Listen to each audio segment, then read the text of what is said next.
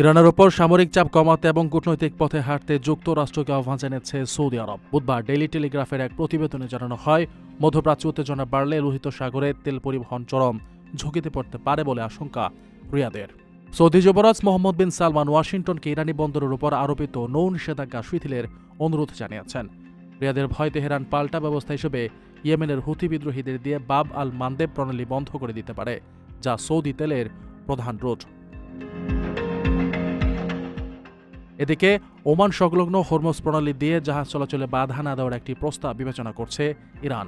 রয়টার্সের তথ্যমতে যুক্তরাষ্ট্রের সাথে চলমান আলোচনার অংশ হিসেবে এই নমনীয়তা দেখাচ্ছে তেহরান। উল্লেখ্য, বিশ্বের প্রায় 20% তেল ও এলএনজি এই রুট দিয়ে পরিবাহিত হয়। গত 8 এপ্রিল থেকে কার্যকর হওয়া 2 সপ্তাহের যুদ্ধবিরতির পর এই অঞ্চল দিয়ে পুনরায় নিরাপদ জাহাজ চলাচলের সম্ভাবনা তৈরি হয়েছে।